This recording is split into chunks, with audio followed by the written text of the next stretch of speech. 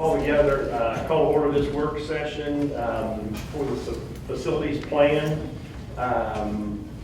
We've already said the pledge. I would like for Ms. Markowski to note that all board members are present except Katie Hutchinson.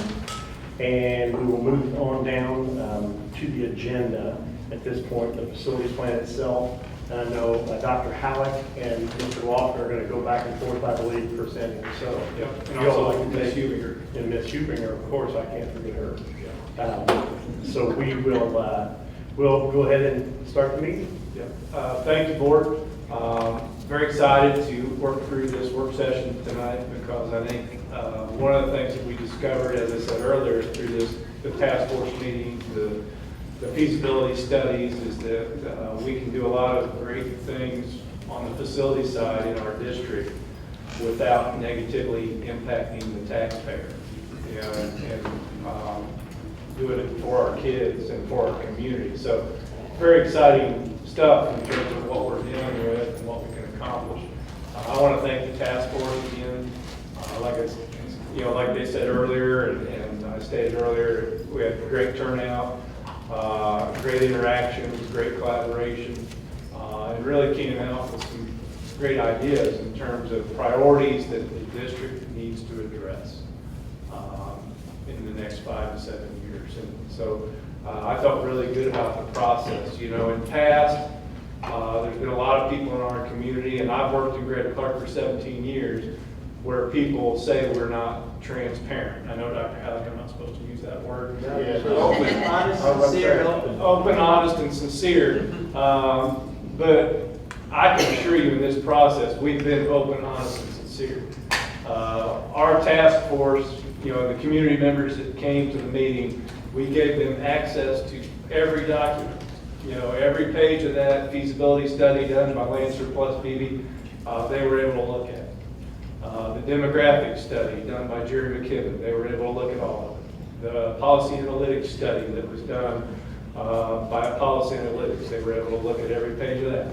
So nothing has been hidden through this process. It's all been out there. So we feel like that was the right way to handle this. We want people, number one, to know that we're being honest and sincere, but also we want to educate our public on what needs to be done in this district. Because I think a lot of times people in our community don't understand the nature of how big the issue is in terms of facilities in this district. We have a lot of buildings that have had too much deferred maintenance over the years, and it's time to fix it. It's time to repair it. It's time to do something about it, and that's why we're having this meeting tonight. So, the first thing I wanted to do, and I will just tell the task force, just to give you some background on what you're seeing here, is after the task force meetings were over, after we had our executive summary meeting with Dr. Hvac, I thought the board would need a good starting point in terms of a recommendation from me on a 5-year plan based on the data and the information from the task force meetings, the studies, all that. So I spent a good couple of weeks. The cabinet was involved.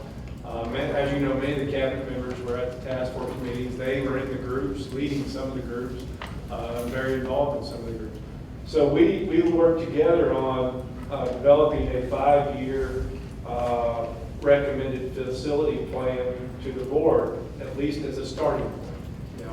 And this is nothing but a starting point. Now, if the board agrees with every page and everything I put on there, then this could be a short work session, I think. But I wanted to give the board a starting point, and then we can go from there and answer questions and dig deeper in terms of where we go with our 5-year facility plan. The goal of this meeting is to walk out of here tonight with a concrete 5-year facility plan. And to know, all right, year 1, what do we want to accomplish in year 1? Year 2, year 3, year 4, year 5. And then get busy doing the work. So that's what we're trying to accomplish with this work session. I'm going to go ahead and start my part of the presentation here. And just give you a little bit of background in terms of the development of this recommended plan that I'm giving to the board. This plan that I'm recommending is based off of the study done by Lancer Beatty Architects around Indianapolis. It was a study that was done over a 7-month period. That was very thorough and broke down and looked at every school in our district, every building in our district. A lot of great information. The task force saw that and discussed that earlier. Also, the corporation demographic study, which was done last fall. It projected our enrollment over the next 10 years. It projected our enrollment growth over the next 10 years to be around 600 students, plus or minus 2%. So that could go up to 800 students very easily. And it very well could go higher than that very quickly. Dr. McKibben is going to update this demographic study as soon as the Census Bureau data comes in, which I think is in August. So we'll get another update here within the next month in terms of his projection on growth. But right now, it sits at around 600 students. It could be 800 students over the next 10 years. The policy analytics study, if you remember, that was done last fall. It was a study done that looks at your assessed value growth projection over the next 10 years. Thankfully, in our district, that looks pretty good in terms of the projection. Last year, our net assessed value went up 8.1% last year. The previous year, it went up a little over 5%. Okay, policy analytics is projecting our net assessed value growth over the next 10 years to average 3.5%. And they really believe it could be higher than that. They want to give you a conservative estimate, so that you, obviously, we want to go off a conservative estimate also, because we don't want to get ourselves in a bind with our debt service fund or the debt that we're accruing. Okay, so that study was very, very good in terms of where we're at as a corporation, our bonding capacity, and what we can do as a district over the next 5, 7, 10 years with our facilities, and also told us, how would it impact the tax rate? And the good news is, it's not going to impact the tax rate. When I came into this position as superintendent, if you remember, I went out and did strategic planning meetings in every community in our district. And I stated during those planning meetings that we were going to set the tax rate at $1.10, and our goal was to make sure it stayed at $1.10 and didn't go over $1.10. And this policy analytics study was based on that $1.10 rate, not going over that $1.10. And they still believe that we have the capacity to do all this work that's in the plan over the next 5 to 7 years. So we should feel good about that. And then finally, the facility task force. Over the summer, early summer, we had the task force meetings. Great information came from that. And I was really enthused about the feedback we were getting in the different groups. I mean, some things were brought up that I didn't think about.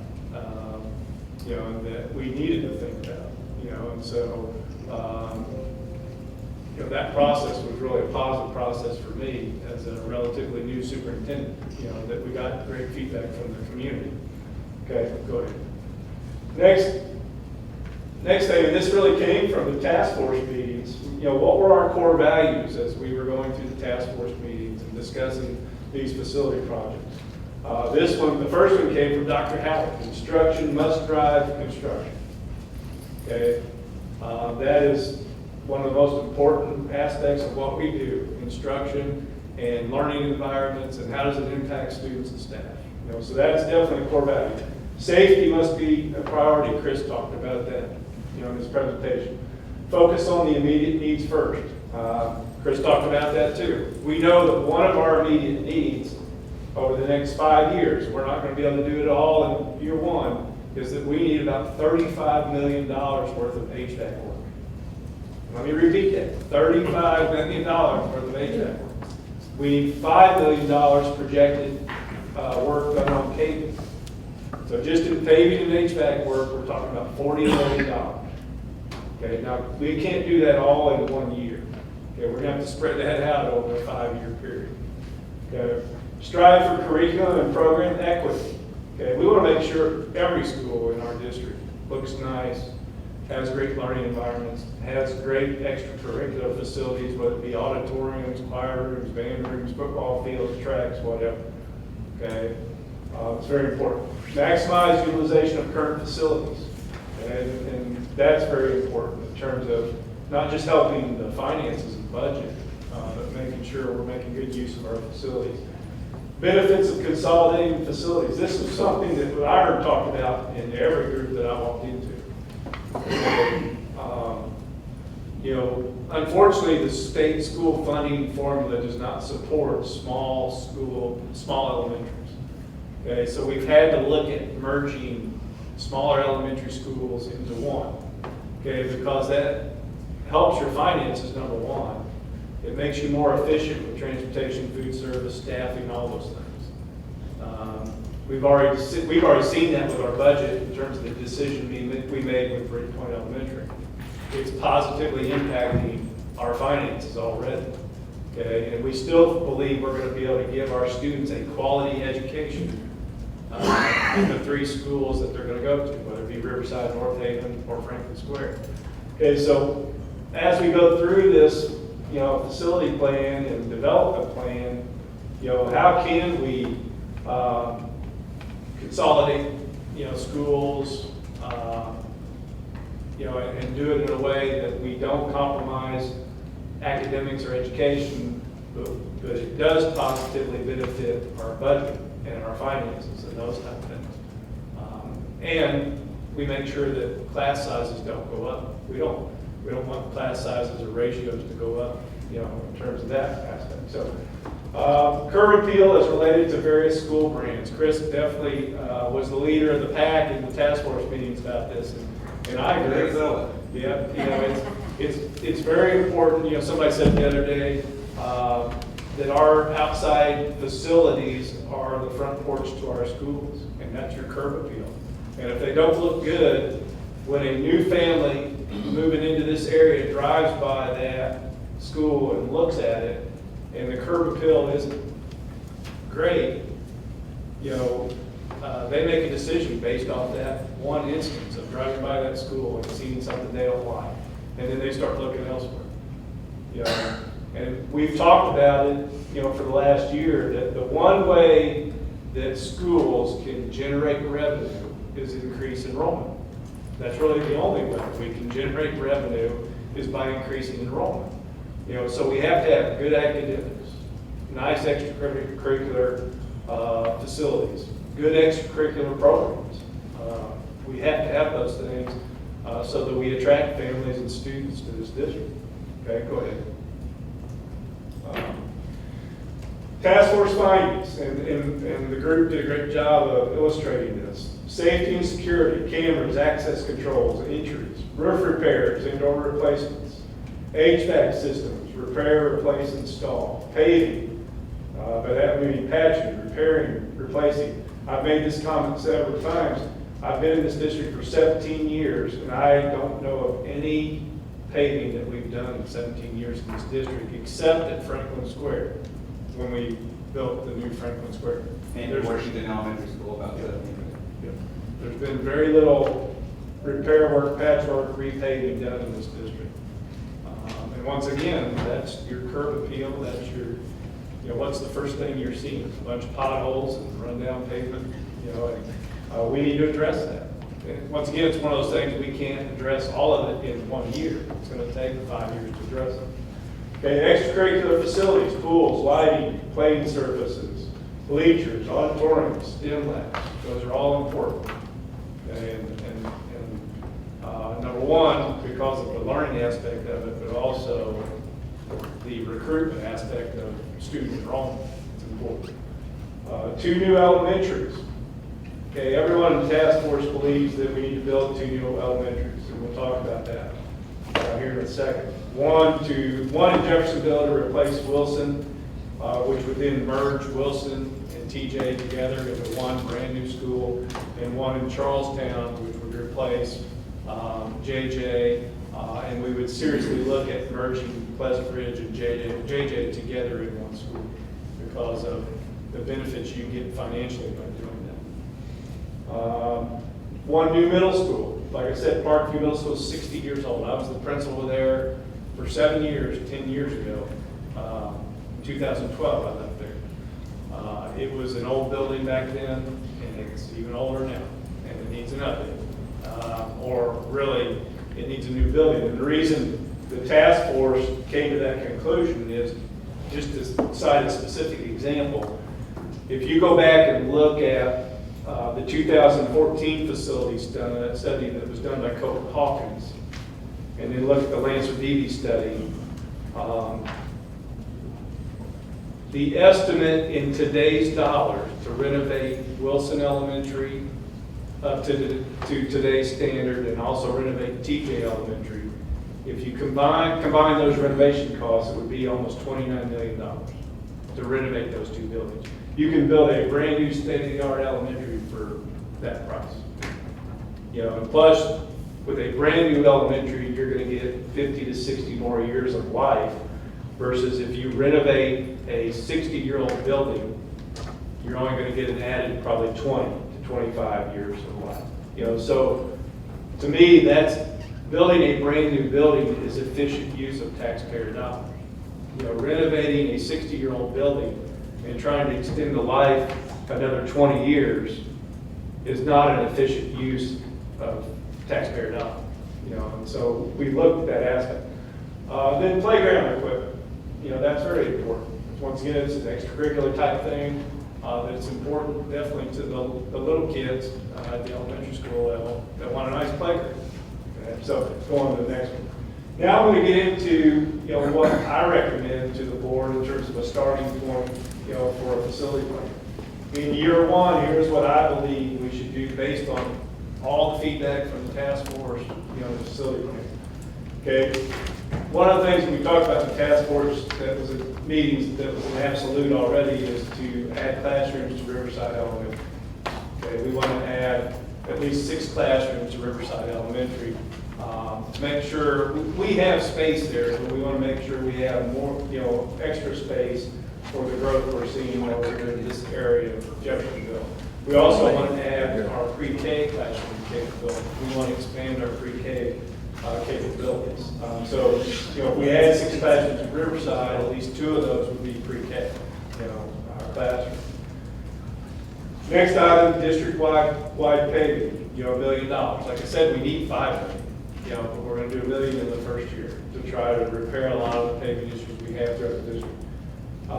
Next item, district-wide HVAC updates and repairs, $4 million. This is on top of the $8 million from the ESSER CARES Act money. So it'd be, in this first year, be a total of $12 million spent on HVAC repairs throughout the district.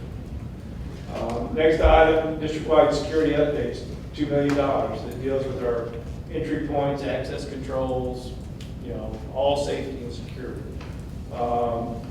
Next item, this was something that has been on social media, has been brought up. I've answered these questions. Board members have answered these questions about what we're going to do with the tennis courts at Jeff High. It's in the first year of the plan to build 10 or 12 new tennis courts, with a building that has storage, bathrooms, a observation deck like the one at Charlestown High School, at Jeffersonville High School. So they'd have a brand new tennis facility at Jeffersonville High School. River Valley renovation. As you know, we closed the pool at River Valley. We want to create classrooms there. There's also some significant work to be done on the roofing there at River Valley, and also the bathrooms at River Valley. They still have the original bathrooms when the school was built, and we need to fix that. Okay.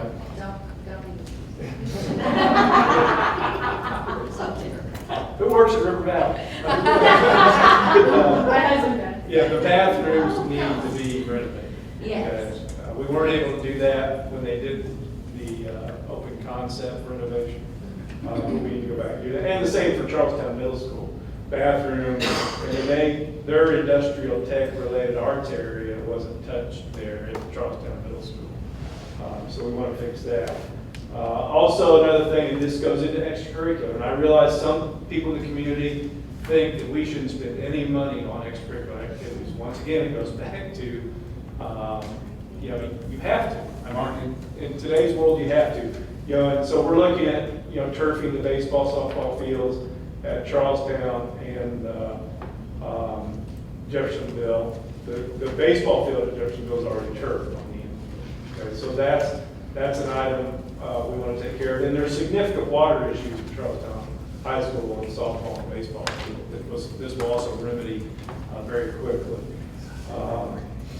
North Haven Elementary, doing a renovation of their gym and cafeteria, expanding both those, and also adding 6 more classrooms, 2 of which would be pre-K, 4 pre-K students.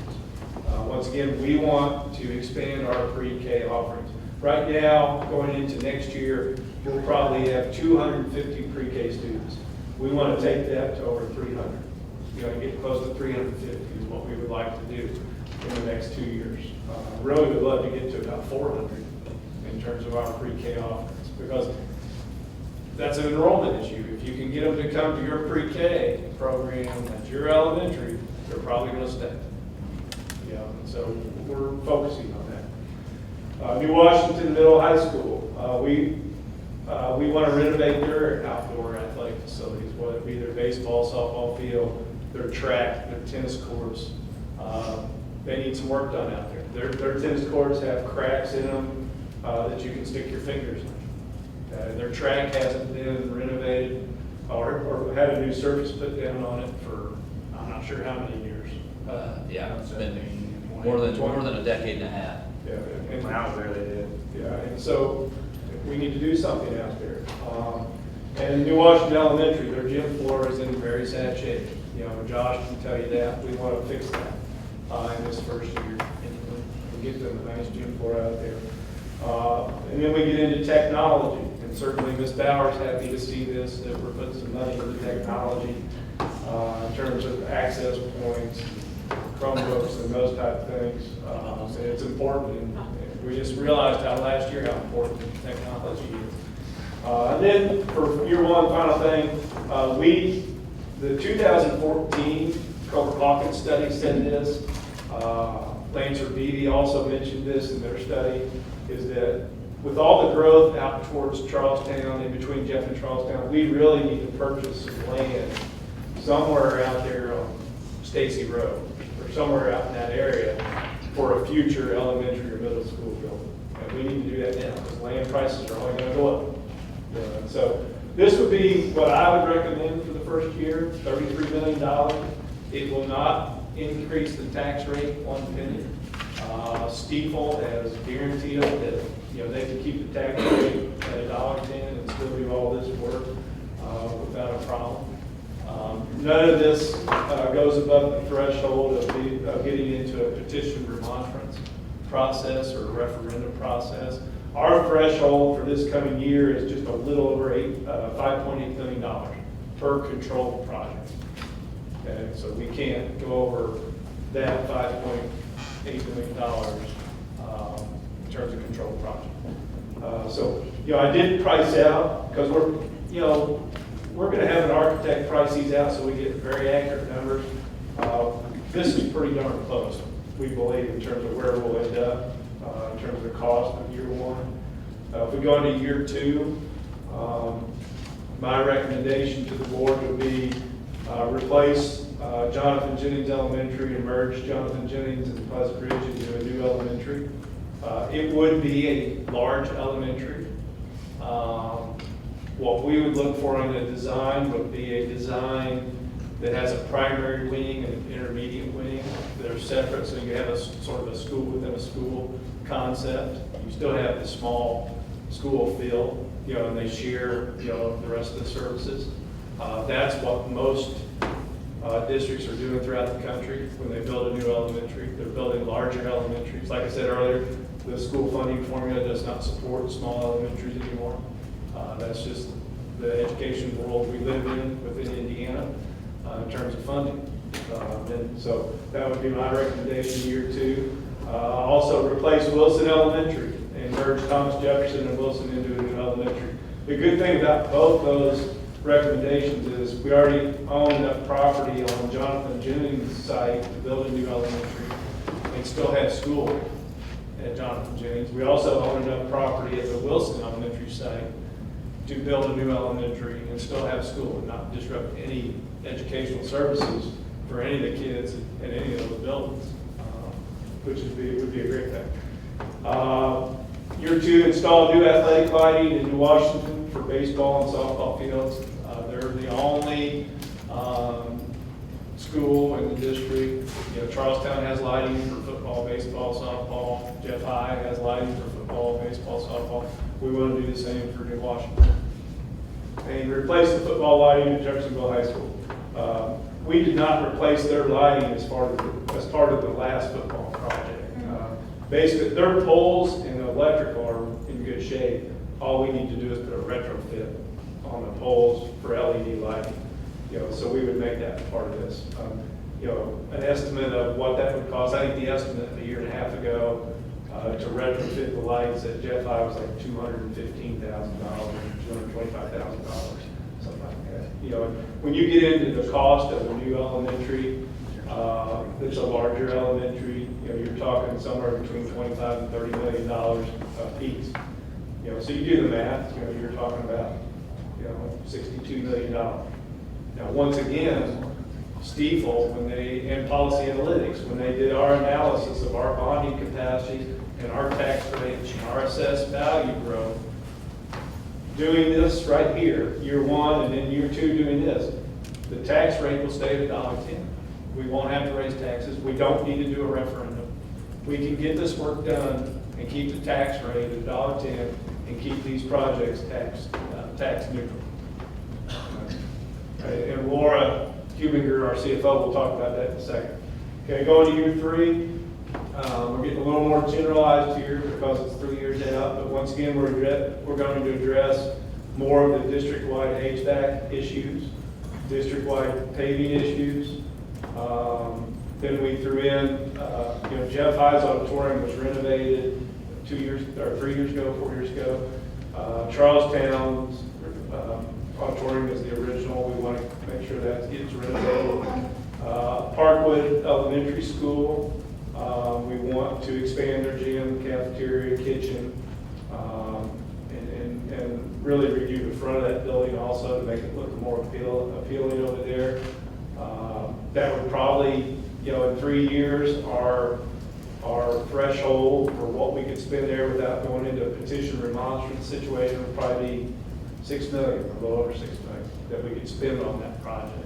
Because it goes up every year based on your assessed value going up in terms of what you could spend on a controlled project and not get into the petition remonstrance process.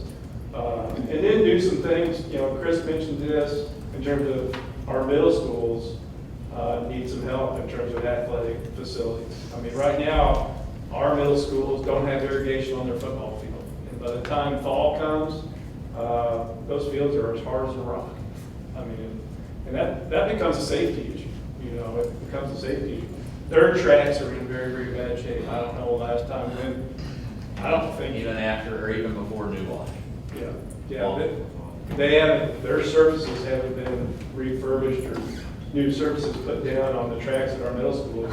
I would guess 20 years. It hasn't been done since I've been here in the district. 17 years. I know that.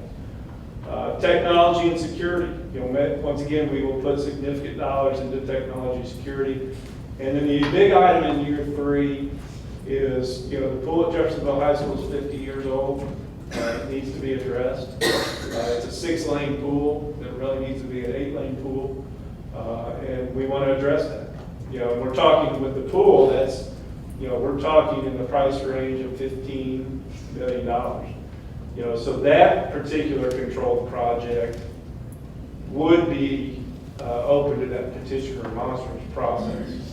If we stay under 16 million, but go over the 5.8 billion, then you're open to that petition remonstrance process. And it becomes a signature battle, basically, like what it was at Franklin Square. But it's something that needs to be addressed at Jeff High. Okay, year 4 there. District-wide HVAC, district-wide paving, district-wide security, technology. One thing we haven't done in this district is really have a plan in place for you know, replacing carpet, replacing furniture, painting, landscaping, and that needs to be done every so often. I mean, all of us do it at our home, you know. We as a school district, you can do the same thing. Otherwise, you get buildings with very, very old rundown carpet, like what you saw at Utica in some of those pictures, with the seams coming apart, you know, and things like that. You know, so we need to stay on top of this. District-wide roofing, and then leading into year 5, we think we need to do another land purchase potentially in terms of once we decide where we want to build a new Parkview Middle School. Are we good? You know, we would have to decide that over the next few years. Do we want to try to build a new Parkview Middle School on its current site, try to find land somewhere else to build it that makes sense? We'd have to make that decision, but we would need the money to purchase land. So go to year 5. The big item here is a new Parkview Middle School. Okay. It's very much needed. You know, the estimated cost for something like that, $40 to $50 million. In 5 years, it would definitely be probably 45 million, maybe be closer to 50 million to build a new middle school that holds about 1,000 students to replace Parkview. Then also district-wide paving, district-wide technology, district-wide HVAC and roofing, and go on to the next one. Right? You know, tax rate impact, we'll really get into this. I've put a few things on there. I'm certainly not going to read it to you. Basically what this says is that all this work that I just showed you can be tax neutral, and we don't need to do a referendum for this. And the reason, as I said earlier, is because our net assessed value is going up. You know, you guys drive around, you see all the homes being built. You know, it's going up. Policy Analytics, Stiefel, you know, believe it's going to continue to go up over the next 10 years. And that allows us this bonding capacity to do this work. We also have some debt coming off the books, you know, over the next 5 to 8 years that help us with that bonding capacity, and it helps us keep the tax rate at $1.10. So, you know, these are tax neutral projects. I mean, I have no problem standing by that. Stiefel, our bond underwriter, who does work all across the country and all across the state of Indiana, has no problem standing by it in terms of keeping that tax rate at $1.10 and not negatively impacting our taxpayers. And bottom line, many of you that know me know that I'm pretty cheap.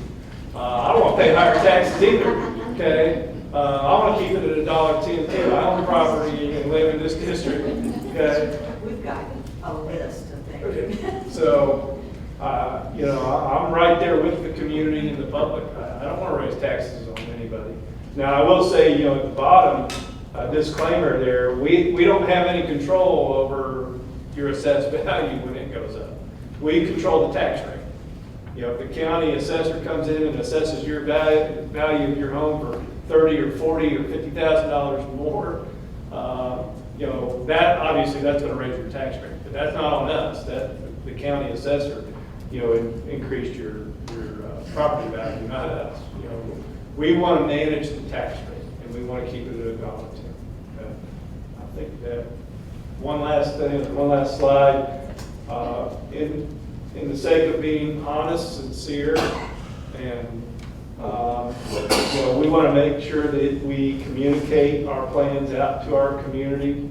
We're going to have a meeting in New Washington on August 17th to go over this facility plan.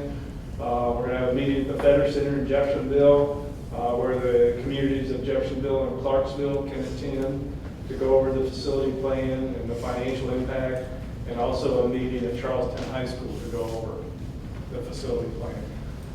And anybody can attend those meetings, and we'll have a question and answer session at the end of each meeting to try to make sure. We're also going to do 2 videos. Actually, we're doing them this Friday with Pro Media, our marketing group. One video will be about the facility plan. The other video will be about the financial part of it. You know, how are we going to pay for it without raising taxes or the tax rate? Okay, so, and then we're also going to put out a Q&A, you know, on the facility plan and the tax rate impact and all that. So We're gonna make sure that we're open and honest about this process and that we get all the correct information out there to our community. So with that being said, I'm gonna turn it over to Laura. And then we'll turn it over to Dr. Howell. Okay.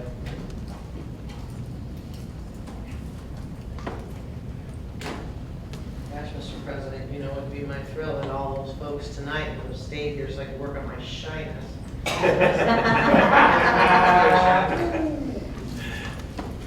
would have been fantastic. That's my dream. And if anybody wants to learn about school finance, come and listen. Well, the purpose of this exercise is to remind everybody how do we get to that $1.10 and to understand the process and the functions. And this was given to me by Steeple to allow me to present this on their behalf. So hopefully I can do some justice here. So as you know, each year schools are required to do a budget, and there are very controlled limitations with preparing a budget. There's a set number of dollars in revenues that are student number based, and property taxes are the two ways that you fund a budget. If you have projects that are needed in a school across the state of Indiana, because of the limitations on budget, you've heard these words before, things such as tax caps, which is that circuit breaker, right? You do not have sources available to you, unlimited sources, to attain all of the needs in a district. So along with that, you have cash balances, and we have talked about this. Now, this is Steeple's presentation. I'm going to try to get it into our budget presentation because that's coming up soon. But what you've heard a year ago when I arrived to where we're at today, how this matches, you remember we were low on our cash balance, right? So if you do those one-time costs, there's no gaining that back.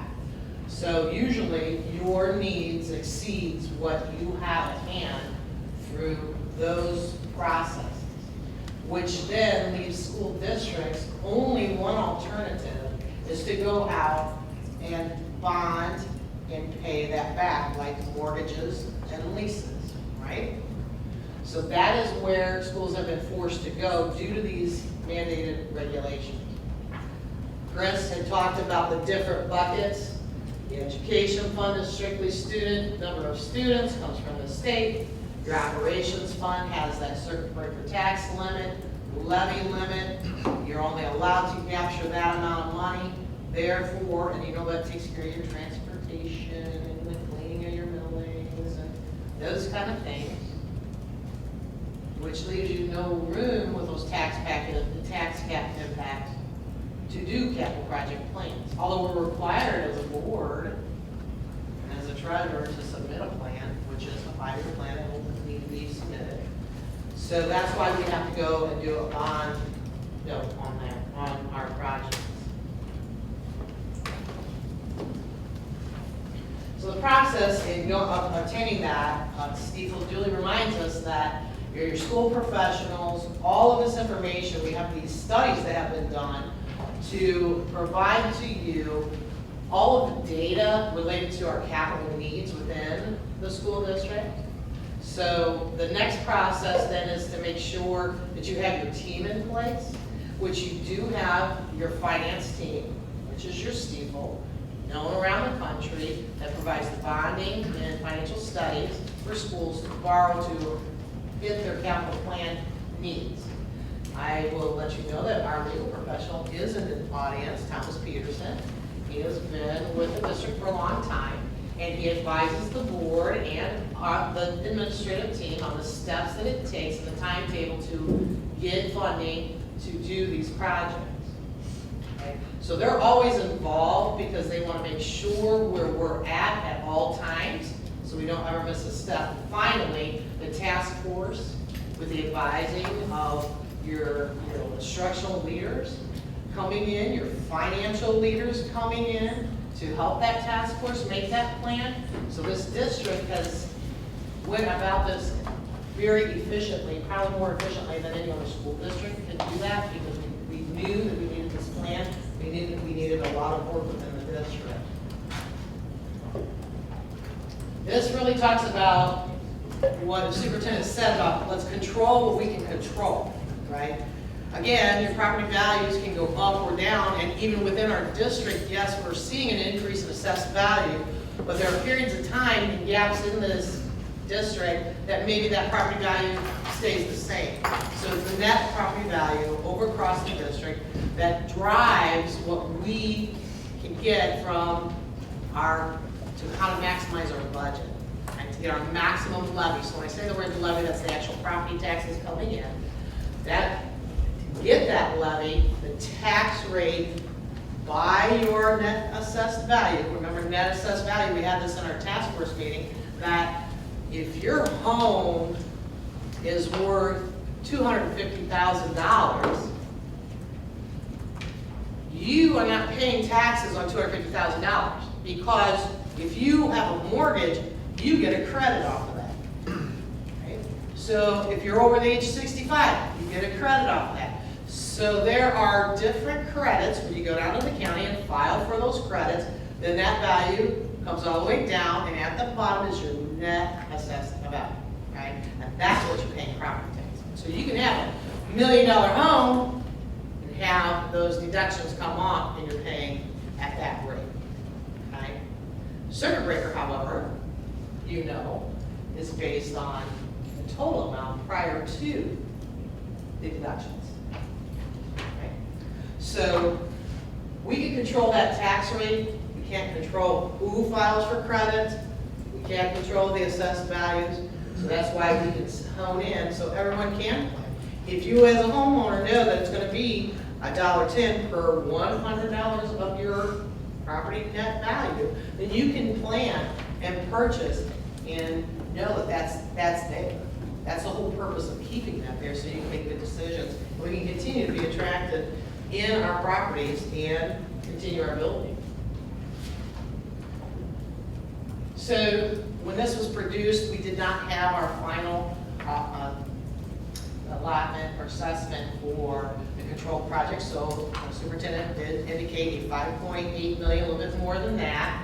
That would fall in about right here. You see this here? We're up about $240,000. Yeah, we were allowed to go up $240,000 because our property values went up.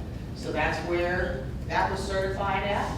So the process of obtaining the funds to do these projects are going to fall in these categories. As people have pointed out earlier, that if you are in a total project cost, a project is a defined cost. So those things that the superintendent listed, for example, in year one, are an individual project. Right? Some of the things that don't qualify under this plan right here is the guaranteed savings. Okay, so your HVACs, those kind of things. So if we put $1 million worth in a guaranteed savings contract in one of the projects, that doesn't go into the $5.8 million, as we learned from the DLGF last year. Okay.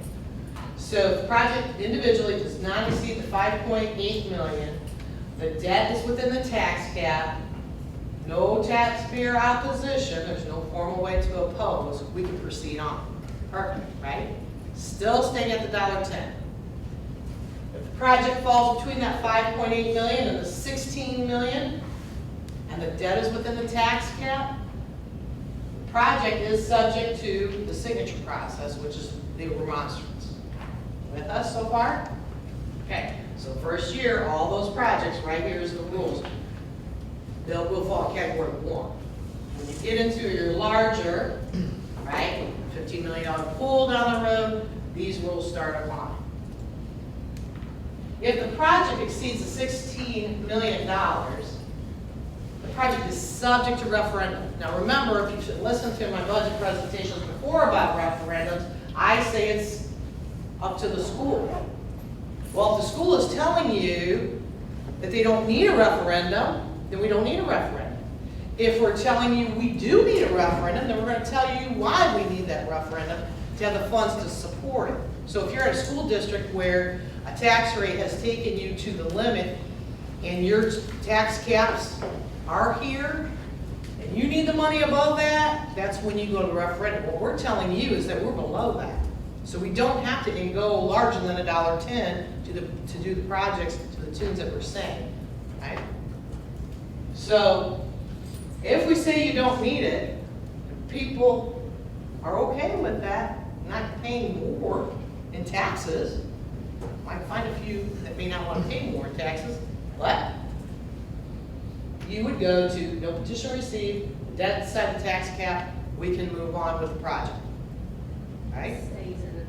Stays at $1.10. But if everybody wants to pay more than $1.10, because I'll guarantee you when you come to my budget presentation on August 10th, because you know, I'd like to have an audience because I'm working on my shyness a little bit. Right? I'm always going to go to $1.10. Always. So if somebody wants to pay more than $1.10, then what they would do is they would go out, get the petition, cost the district more money to run a referendum process, which is not cheap, by the way. Okay, so the additional tax, and if we lose, here's the repercussion. What we planned for that referendum, you cannot do for 2 years. So if the task force wants to have a new school without raising taxes, somebody goes to the public and says, well, let's do a referendum. We go through the process, get the question on the ballot, and if we vote yes, we can do the project and we charge way more taxes than what we need. Okay? It's not necessary. Not necessary. If the question gets on the ballot and everybody votes no because they know that they don't have to pay that money, we can't do that project for 2 years. So it's a lose-lose when we're telling you that it's not necessary. Does that make sense? You know, some people could say, let's just take the position, put it out in a referendum. If it passes, we still get our schools. Well, that's just not the most efficient way to manage this process. Okay, because that's an 8-year commitment. Once you do referendum, that rate's going to be there for at least 8 years. And we're capture all the money to pay that back.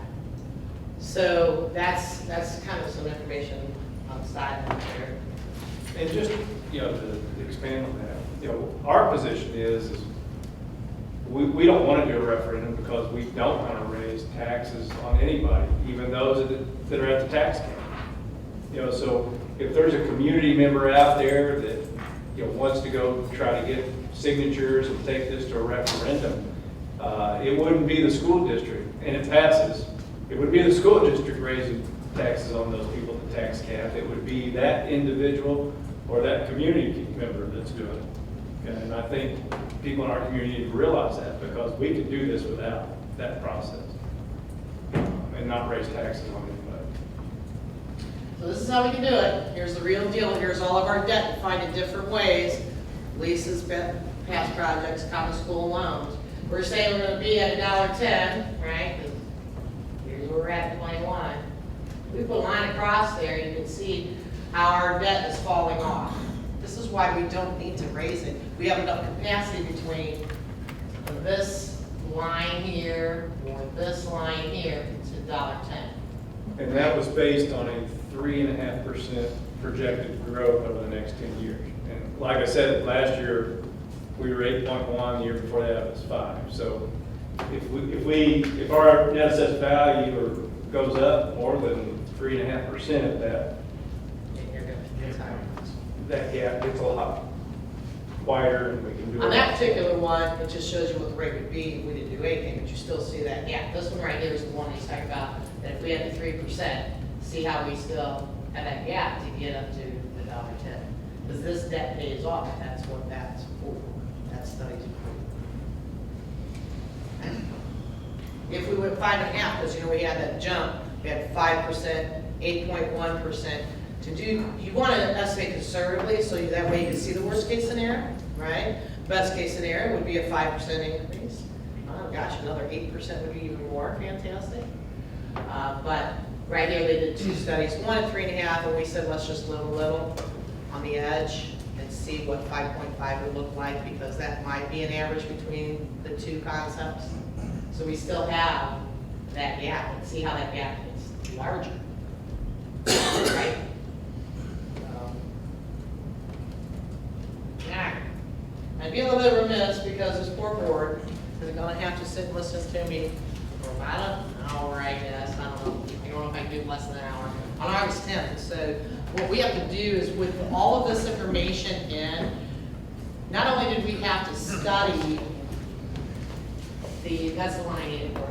Oh, I'm so Yeah, sorry. that's absolutely what I needed. We also have to manage our district in totality, okay? So what was presented to the board is that not only just the needs within the district, okay, as far as capital is going, but because we have a plan on how to manage our tax rate and how to manage our funds, we have to be able to run this district elsewhere. Remember, I said you had your education fund, your operations fund, you got your debt fund, which is your bonds, all independent of each other, needing to operate in different capacities. And it's still incumbent upon the superintendent of this board to make sure this district still continues to move forward. And a year ago, they were facing a hot, tough decisions. And we all know what those are in this room. We'll explain those to you. So this is a little bit of pre-budget cash analysis. All right. 2019, and the education fund as of June 30th, this all looks beautiful, right? $2.3 million cash balance. June 30th of 20, a $6.8 million cash balance. And June of 21, a 7.3 cash balance. June 30th of each year.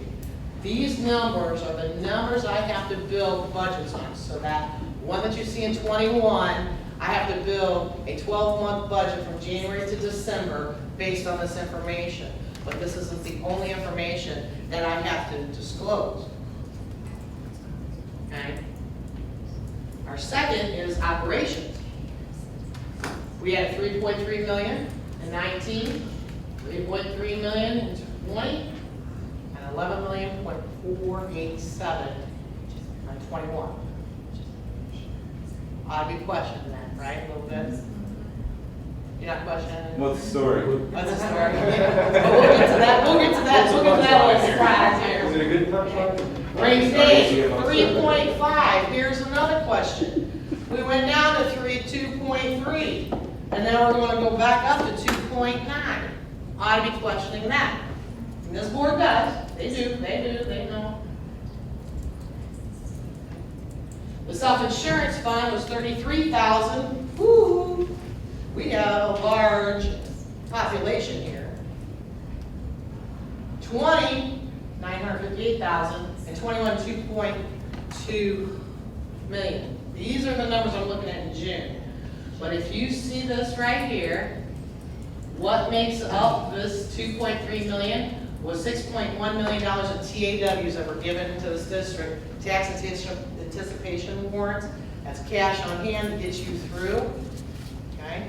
So that $2 million is that $6 million. And you know you have to pay those loans back within a 12-month period. So you see we borrowed 5 and 20.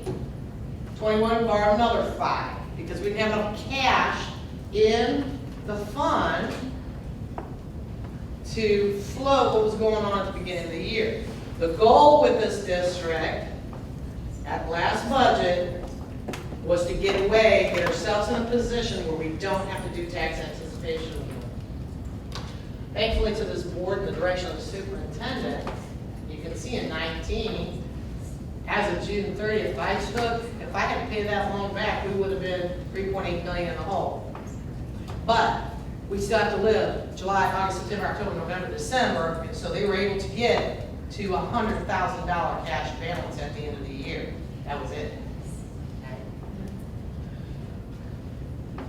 20, you see $1.7 million balance there. We're going to talk about this because from education down to operation, you have to transfer funds, right? So when I get through the operations portion, you'll understand where we were in 20. This timing becomes very significant. In 21, we have a $2.3 million cash balance if I was to have to pay that TAW back right now. So subsequently, you can see these numbers, 19, 20, 21, which leaves you these kind of balances. Notice here, 1.8 in the hole in operations, you had only 1.7. Remember I talked about $100,000 deal? There's where we're starting. But within 1 year after they were informed of the situation with the budget, I have got to say that the leadership of the superintendent, that is from the administrative team that's here, and the hard work that the board had to do, this is heading in the right direction. So to give you some hope into that, this, you have to, we're just not getting the 2.3 million. As of December 31st, the education fund had $1 million in it. We doubled that within 6 months. So that number for education fund is supposed to be about 6.5 to 6.7 at December anytime. This is probably one of the quickest turnarounds I've ever seen in a school district. I'm kind of known for being involved in those kind of things financially. So we have to stay the course. We have to still make those hard decisions. Yes, we do these bonds. That's where our capital is going to be. That's the proper way to manage it. That's the way we should do it because we want to get the dollars into the classroom. Okay? In order for the dollars to get in the classroom, our kids have to come to school. Therefore, in our operations, you see that 3.1 million. We have a circuit breaker of 5 million. That should at least be $5 or $6 million because you need to cover that circuit breaker. We got to get our kids transported to that school so that money can get inside the classroom. You understand where I'm going here? The rainy day had to, you look at self-insurance, the superintendent was faced with that when he came into this district. That the insurance fund was not sufficient enough. He put things in place to make sure that that was so he came through. They had to get the money out of the rainy day to take care of that deficiency. And soon thereafter, within 1 year, the board finding out where we stood, we are now on the incline of replenishing our rainy day fund. Now you can see our self-insurance fund is at 2.2. That target is 3 million. We are hitting our benchmarks in a timely fashion. It may be just a little bit more, but this is pretty strong. Because if you consider that in 19, you were already 3.8 million in the hole, and you've come all the way up to 2.3, you know you've done about $5 or $6 million in corrections and cost containment. So I just kind of want to give you that tidbit that not only are we in this process, which is the right thing to do, we are also doing the right thing financially, managing the whole entire district in totality. It's not just looking at one thing that just needs to be done in the district. This superintendent has worked with this board, and this is what happens when this board and administration works together. I told you I'd prove that to you tonight, I have to say. So if you have any questions, I'd be happy to let you know, to answer. Congratulations. Thank you very much.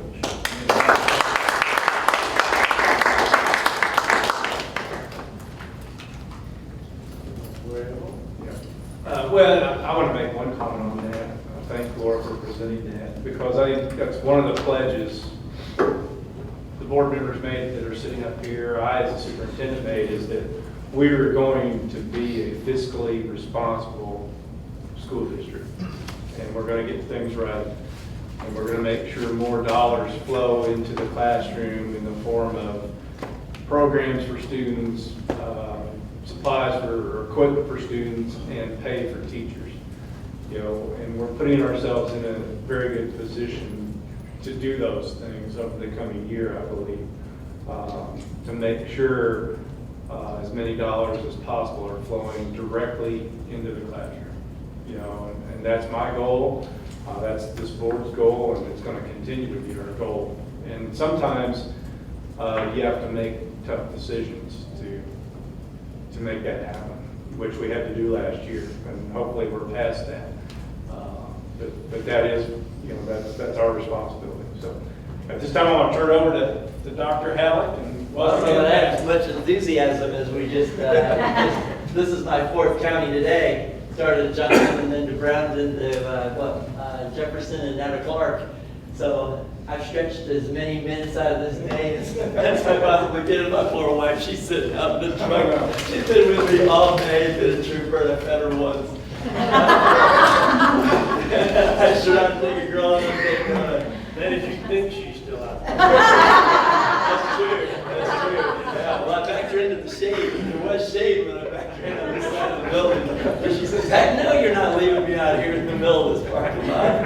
All right, well, you've got a lot of big and bold decisions to make, and I was simply invited to just be your advisor on how to process this. And so one of the questions I would ask is, how far are you into the process of planning the agenda that you intend to do on the 17th or 18th or 15th, 16th, 17th of August? How far are you into the agenda of what those meetings would look like? Have you done anything in prep for that yet? Yeah, really, the emphasis will be on the plan. You know, what's in the Sure. 5-year facility plan and the financial aspect of it. And so what I've learned over my years, and I know some of you know that I've been around a little bit and been beat up, it's kind of like running a race, the hurdles, and you trip and sometimes you fall, and you get up and you finish the race, and then sometimes you fall and you don't. Process is as important as the outcome. And from my experience, just simply to share that you're talking 33 million in 1 year and maybe 60 million in another year. In 22 years, I spent $500 million or $500 million in new construction. We never had a remonstrance or petition. And what I believe that never happened is simply because of process. And it's this year what I call the 7 steps of strategic planning. And I really believe that whatever you do in those 3 meetings, those public meetings, and any other meetings you do before or after, somehow you must have these ingredients into it because you got to keep it simple.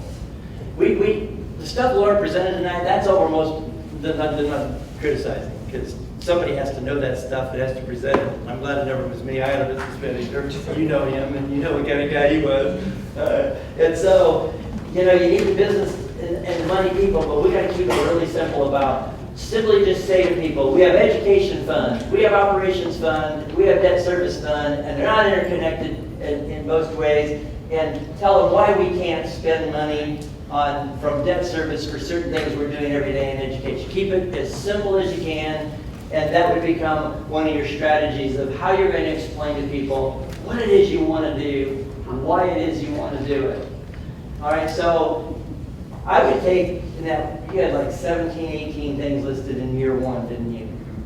So those 18 things that you listed in year 1 would, to me, be what you want to do. If you look at the chart, it would be, those are your objectives. So that one slide that he had up here that had all of year 1, they become your objective.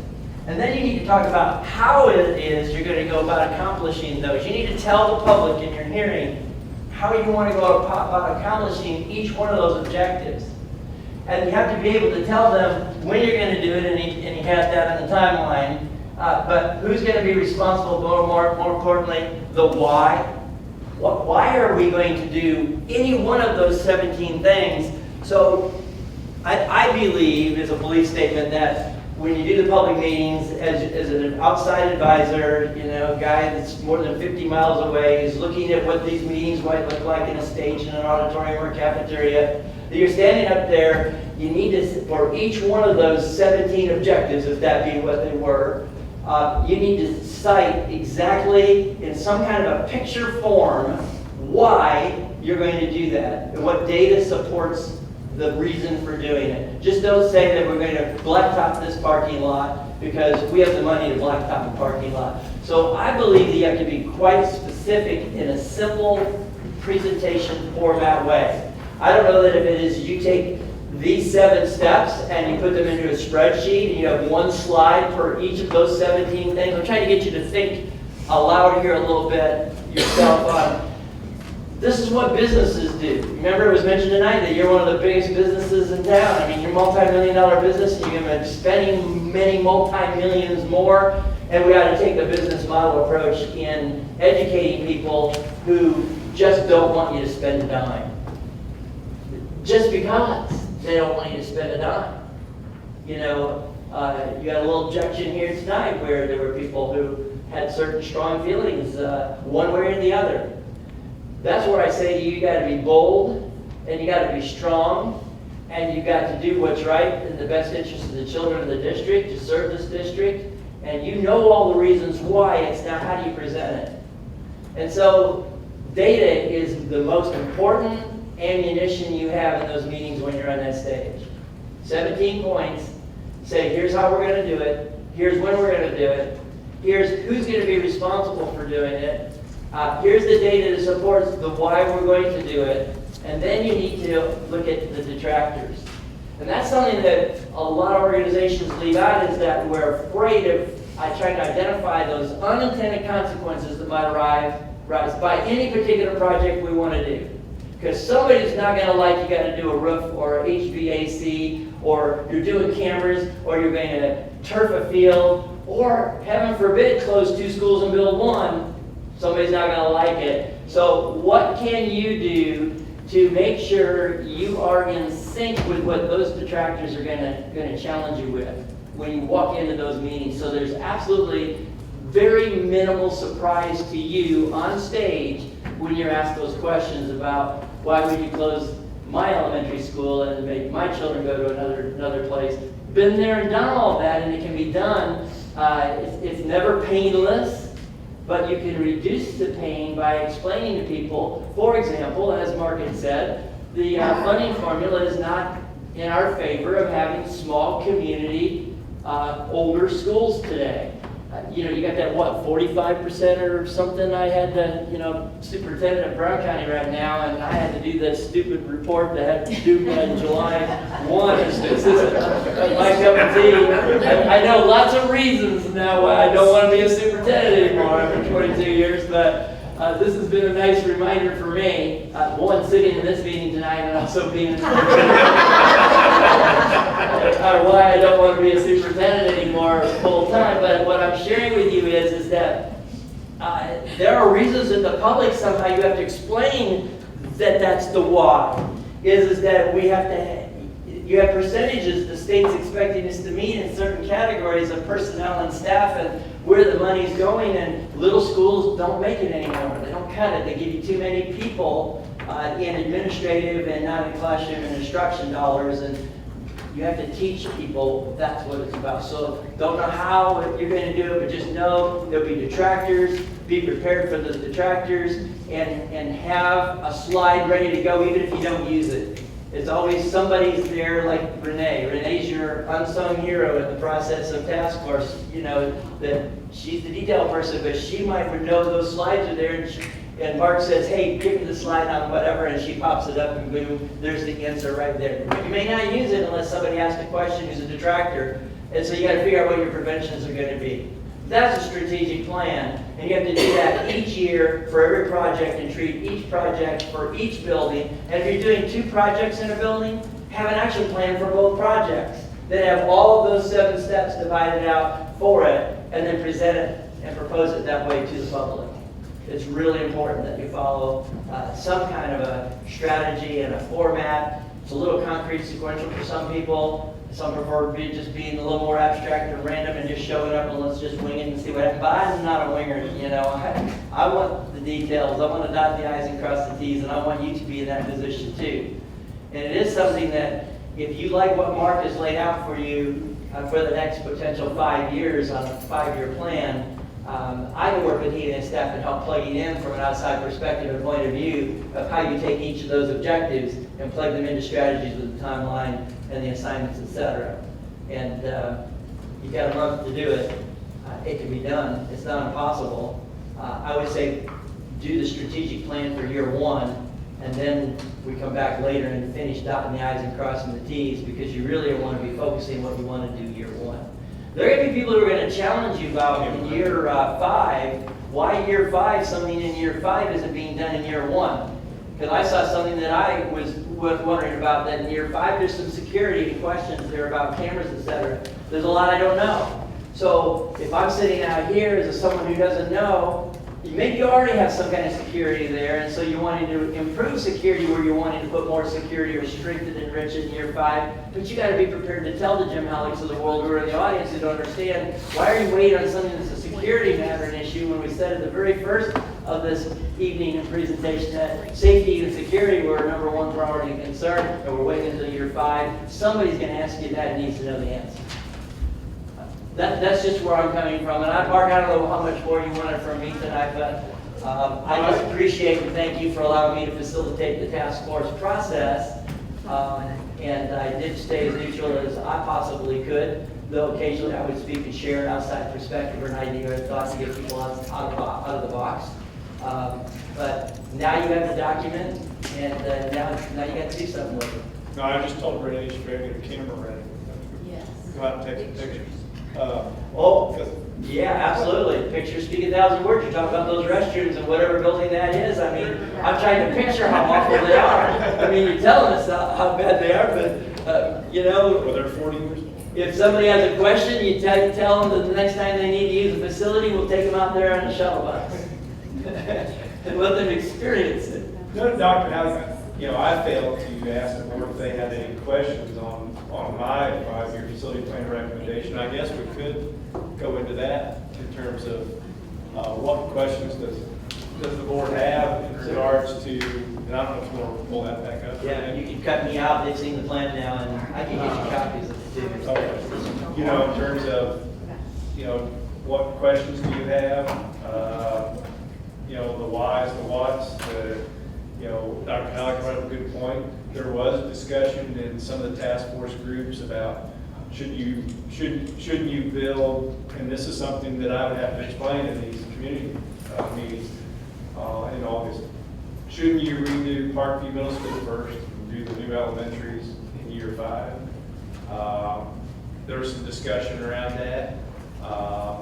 Some groups thought that's the way it should be. Some groups thought, no, you need to do the elementary schools first because it gives you, it makes more of a financial impact. Yeah, it gets them in. Yeah, in terms of your consolidation of services, it helps your budget, you know, but it also helps that enrollment piece. You know, you get new kids in that want to come to a brand new school, and if you get them into that elementary, they're going to stay with you.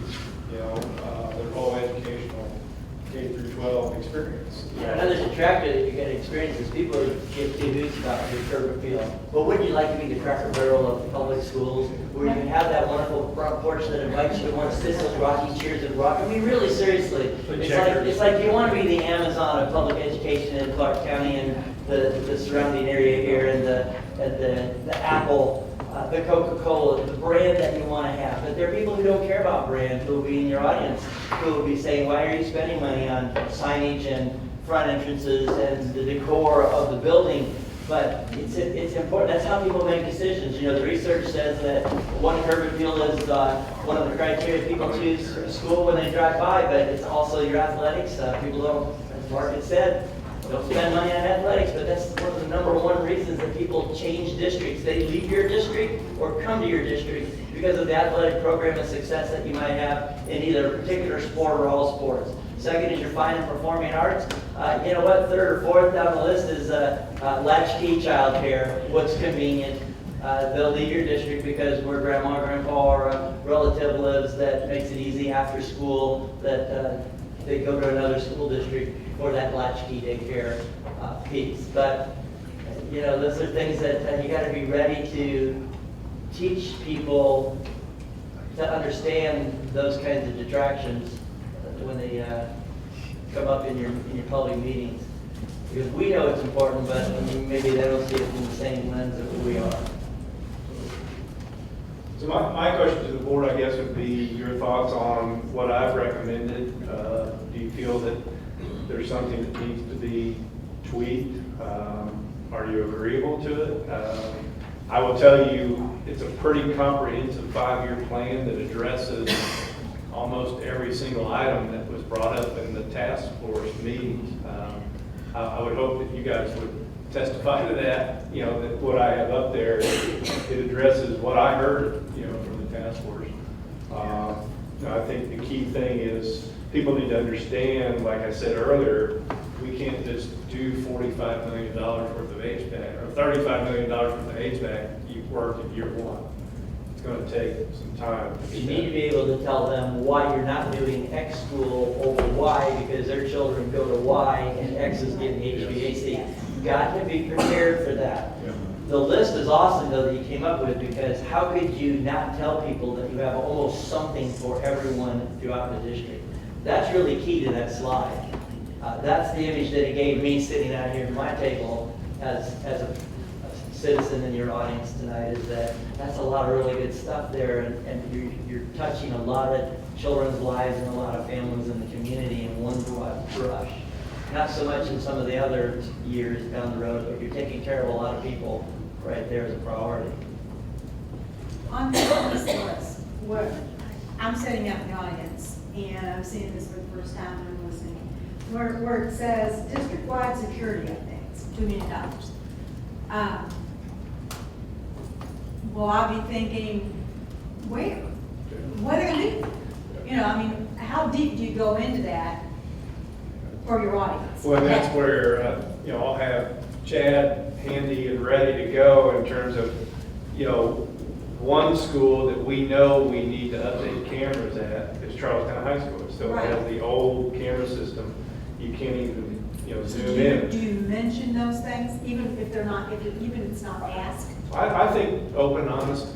Yeah, open, honest, and sincere, but I'll tell you, one of the warnings that I had to live through as an experience is that I would tell prices of things and then they change, and that really ticked people off. Yeah. So, once you say, I just ordered new glasses, so I can't see that, but I can't $2 million.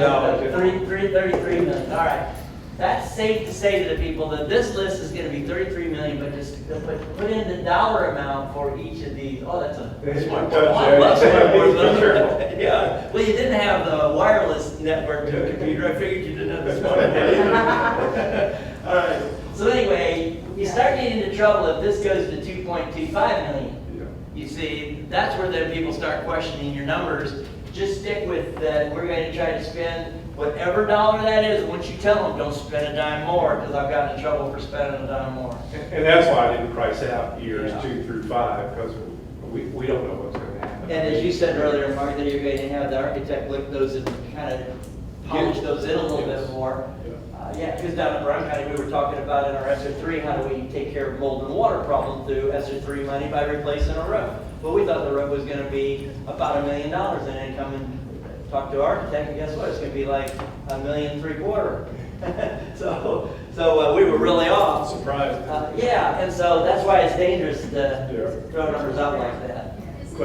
It's something that could be added to explain the security thing.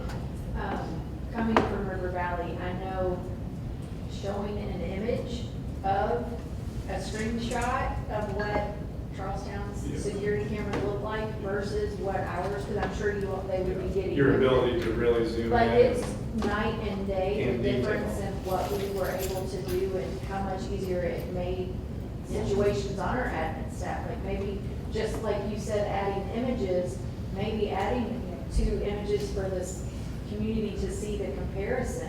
That alone would show Yeah, and then like you're talking old about versus new. access controls, and I mean, Chad, I'm gonna put you on the spot, but yeah, to Just redo all the cameras at Charlestown High, what would that cost probably?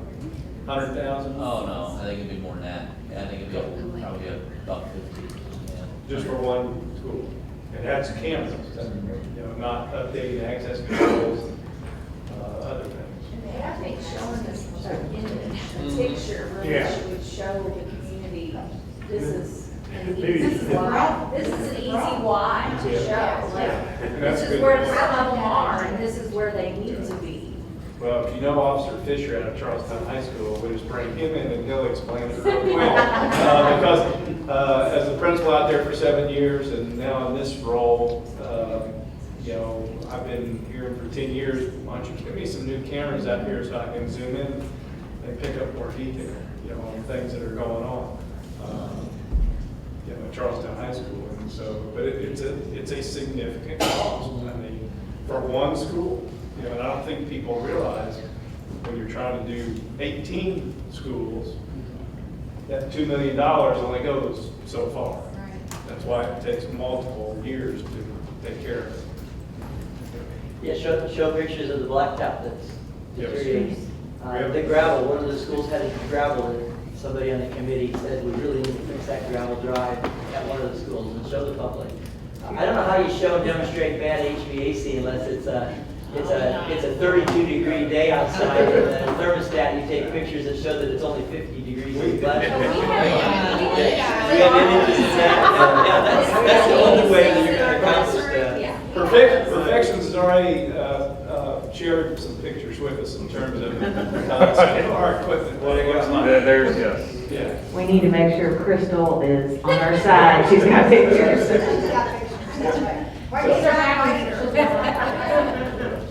So, you know, yeah, what questions do you have about this? It's not just a question, and it's really like the plan to put it together. Because when we were going through this, I worried about two things. One was construction fatigue. And that's real. Like, construction fatigue. Like, basically, like, every year that somebody is in school, there's always a crane. There's always something other construction around. And that gets old real quick. So that's one.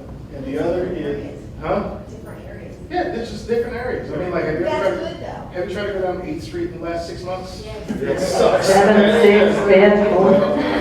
Yeah, and like, I love right there, but I hate living there right now. All right, but the other thing is, when we went through each slide, I just kept thinking to myself, competition. And it's not necessarily like who is doing what, but like if we are opening ourselves up to competition. So when we talked about where some schools are going to be, I think that we need to start looking at a competitive aspect to that. Because if we end up closing Parkview, and even though it only seems like a really small stretch of land in between Franklin Square all the way up to North Haven, that is an entire corner of downtown that we would leave open to competition to come in. And it's a sizable population. So like when it comes to things like that, and I would say that's more likely going to be like an elementary school. But if we have 2 buildings that are open there, as well as, you know, Maple, which is still there, you know, and if any kind of housing development comes in, that makes it right for competition to come in. When I say competition, I mean like charter schools. I want to be clear when I say that. So like, you know, when we put this together, I want us to keep in mind that we are still building, but we still have to keep in mind that we have to stave off competition. Believe me, that is always at the forefront of our minds in terms of, you know, what we do in regards to this facility plan. Obviously, like the Parkview Middle School situation, the first site we would look at is, can we build a new building on that same site? You know, maybe start at the back where the football field is, work forward, you know, then they demolish the old school and the school would stay on the same site. Now, if an architect tells us that's not possible, you know, then we'd have to look for property somewhere else. I mean, because I think, you know, I agree with you on what you're saying in terms of the competition, and you don't want to lose enrollment, and you don't want charter schools embedding into your community, because I truly believe that we do a better job than charter schools in terms of educating students, and I think the research proves that out across our district, but also throughout the state. You know, and so it's something we have to pay very, very close attention to, and will. You know, but on the other side of that, I also have sort of the mindset, I don't want to live in my fears, you know, in terms of, but we don't want to be reckless about living in our fears, being afraid of that situation. But there is a strategic, you know, you really gotta think through things in terms of, you know, where would a charter school want to try to establish? Yeah, you know. it doesn't even have to be a charter, it can be a private school. Yeah. And then that can happen. Absolutely, and I agree. And I also view it, when you say competition, you know, that side of competition, but also, you know, we're competing with New Albany, Floyd, we're competing with Clarksville, we're competing with Silver Creek. Silver Creek just passed a $55 million bond. You know, and it's going to raise taxes on their community 10 cents, you know, to renovate their high school. You know, and so, you know, I don't want to sit here and say we need to keep up with the Joneses,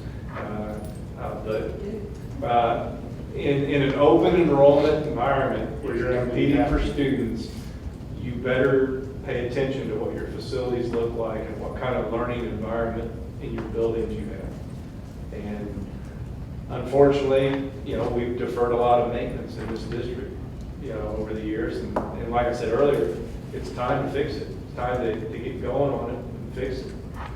You know, and try to take care of it.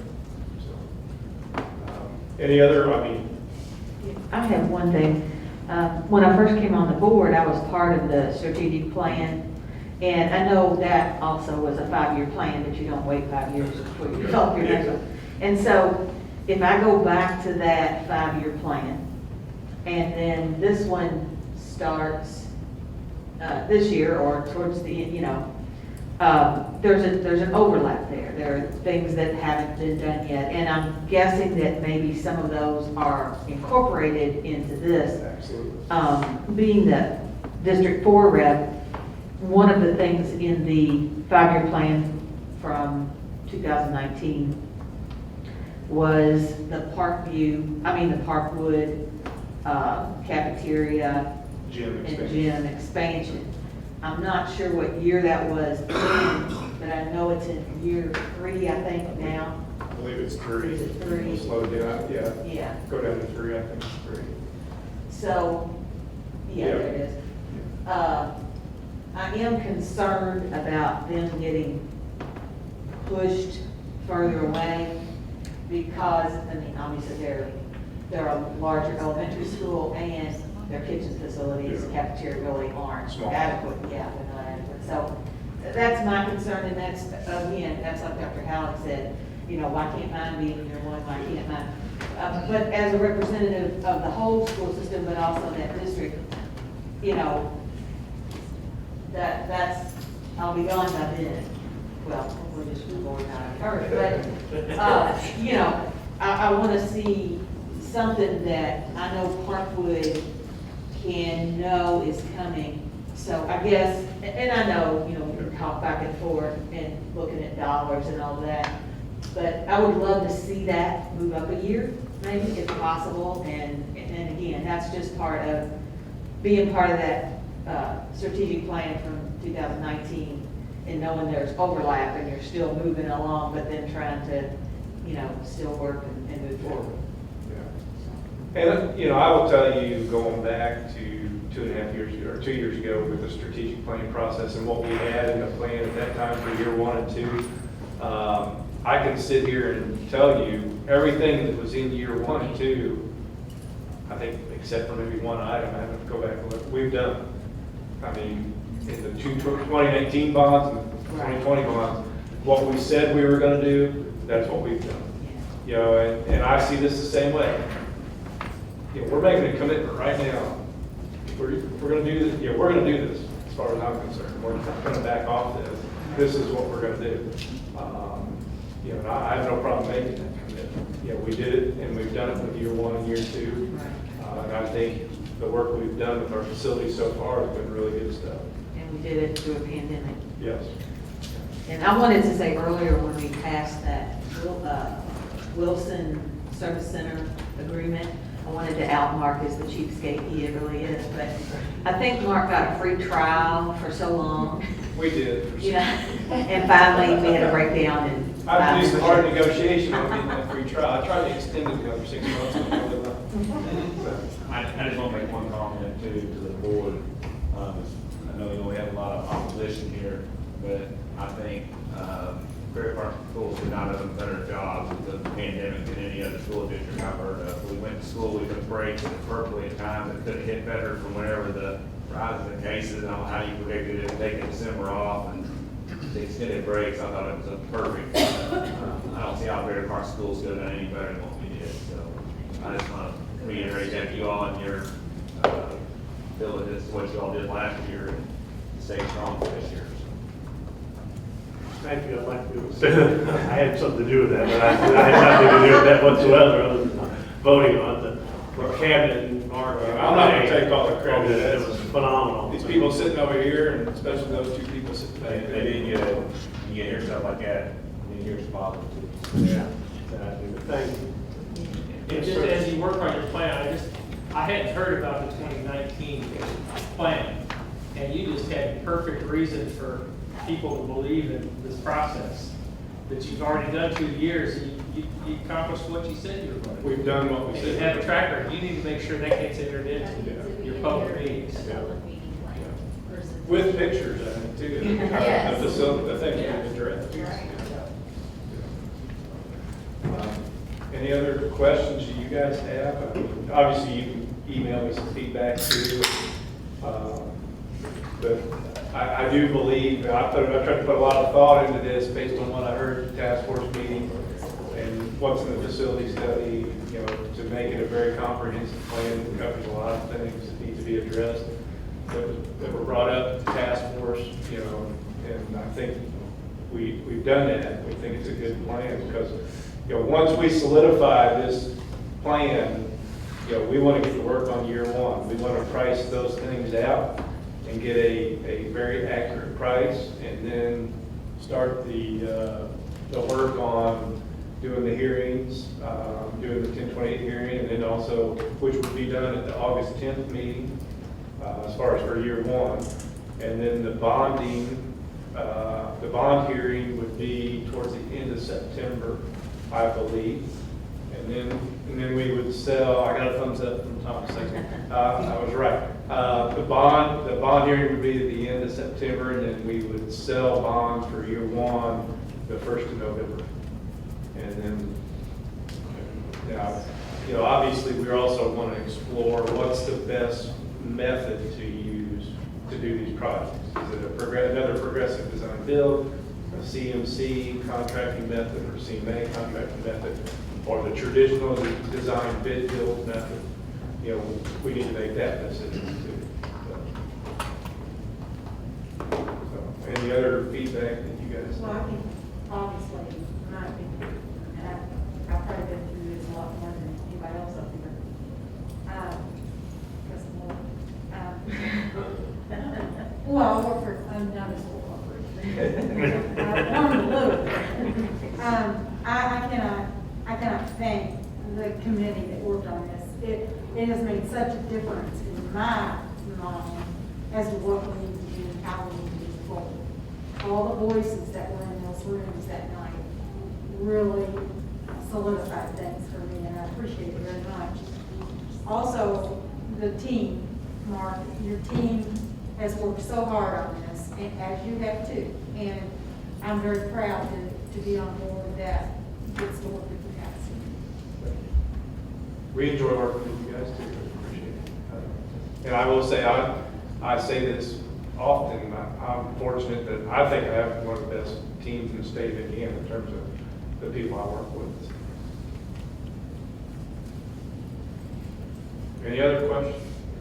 Go ahead. As well, we've just been on the task force, and great job on putting the plan together. I was curious why you waited till year 4 for the roofing, and it didn't seem to be much in year 1 through 3. Yeah, there actually is some in your Warren, yeah. I can interject some Yeah, warranties. it's under that HVAC, it should have been HVAC / roof. That and most of our warranties, you know, we'll call in 90% of any leak that we have falls under a warranty work. So as those warranties start to term out, then that kind of looked like the. I missed that because it should have been that 4 million, where it says 4 million HVAC, it should have been HVAC / roofing. Because there's a little. We've had some studies done on those roofs since that study, the real physical studies on it. So we have some different sections of reporting. Remember, Terry Lancer said that if it showed an indication, it was going to be red, right? So then on some of those that we already knew early on, we already went some testing because we didn't want to have kids come back to school if it was like, ah. So our internal team, our facilities management team has done some hardcore testing, so some borings, some things. Infrared. Infrared, where we found out maybe it's just a section. So some of those will fall into that HVAC section. Well, that's a good question, Ed, because, you know, maybe that the misnomer would be that we're not doing any, we do things to roofs every month. Right. You know, whether it be calling in warranty work Right. or, And we need to- you know, so that always goes forward. But to a large expenditure that would need to be paid for through a bond issuance, that would be that, you know, that year before timeline. And that 4 million is in addition to the ESSER 8 million, is that right? Okay. So it'd be a total of 12 million put towards HVAC / roofing, which will make a significant dent in that 35 million. Does it help anything with motivation at all to throw some of that, move that carpet up a little bit, you know, some of those smaller dollar figure items We've had those discussions, yeah, especially, in some of these year one bonding projects could, because carpeting is not that expensive in terms of redoing something like that. So we've had those discussions. Throw a few in there, give a little bone on some of those. So what's so fantastic about having this five-year plan, in addition to all the things we've talked about, is that if we come across the project here, and let's just say, pick one of them, and it comes in on, comes in under, actually gets installed, does everything, do what we're supposed to, and if I have additional funding, I'll go to that list to say, hey, we have 10 schools that need carpeting, can we get this school done? I promise you, Chris, if there's money left over, Mark and I. Yes, they do. So we I go was to that saying, it gives a list little and start incentivization to these little, some of the schools that didn't get something, if I listen to the market. No, we don't want to sit on that money, we want to find something Appreciate y'all making my time. that's going to take care of an issue. Spend it everyone you can. That's impactful. We know carpet, paint, a lot of those little things. You Fill in. Another thing is, a lot of the naysayers that we will, deal with, look at all the money you're spending. I thought we were not going to spend so much money. As a board member, you said, as a superintendent, no, what we said was we would not waste money. And when you're talking about having better air quality with new HVAC and a better climate, and you're talking about a roof that doesn't leak, that's not wasting money. When you're talking about an elementary school that's brand spanking new with very little repairs for a good number of years, and it's more energy efficient, et cetera, you're not talking about wasting money. You're talking about spending money wisely.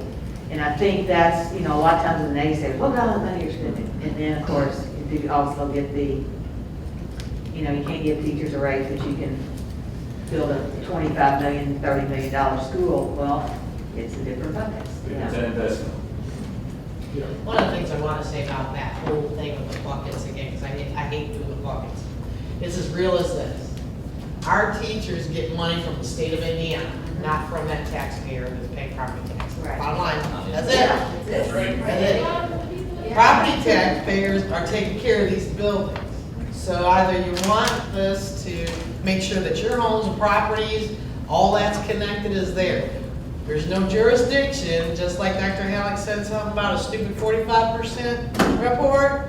They just told us that 45% of the money they give us has to go into teachers' pockets. See, they direct us, and I think a lot of people think sometimes we just sit up here and make up stuff.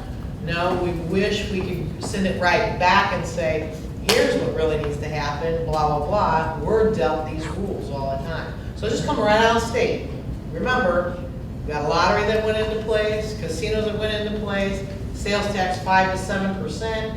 All of that feeds into the state budget, and we make up 56%. We as a school district make up 56% of that budget. We own the state budget more than any, so of course, they're gonna make the rules.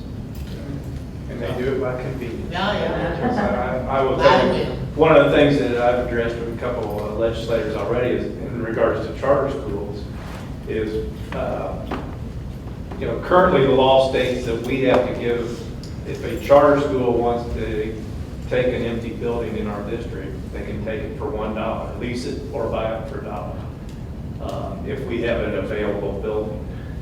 My recommendation to the legislators, which I'm sure probably won't go anywhere, is why isn't that on the ballot as a referendum? The local property taxpayers paid for that building.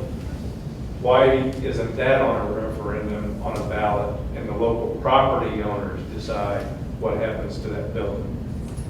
Versus the state and the DOE saying you got to give it to a charter school for $1. And that's frustrating that it's convenience when local control versus state control and what's convenient to them. It's a little frustrating. I'm glad to see in year one with River Valley renovations to the bathrooms, Crystal will take her right home, have lunch every day. Well, you could like, those churches that are out there. You could join the churches. Not, I'm not saying, you should join churches, but you could do. I legit just live around the corner. Yeah. Are we still on the team? Yeah. Well, if we are still alive, then I will say that my husband has, he works for them, he has done that. So it is, I won't say live.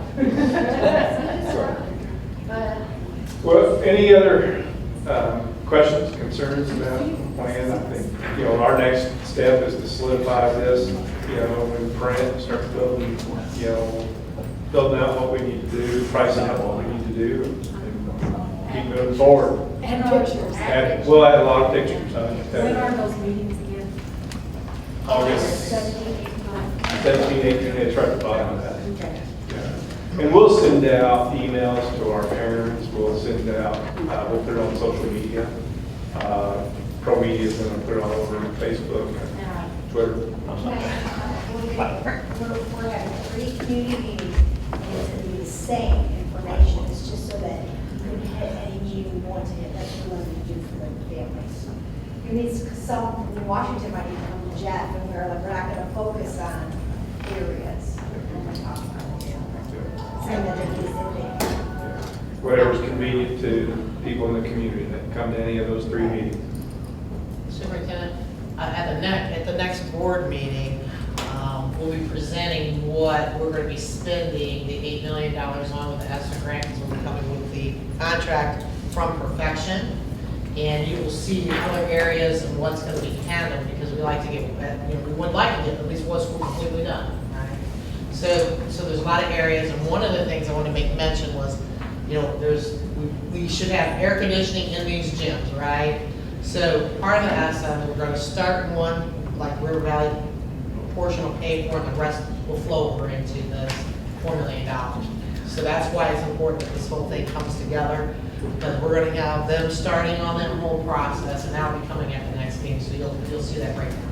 And in pictures, And we'll get more pictures too, because that's one thing I learned during the strategic planning process, is the pictures we had of the football bleachers and how they were, the condition they were in, did make a difference when people saw, the pylons, the concrete pylons were falling apart, the steel was rusting, that does have an impact for sure.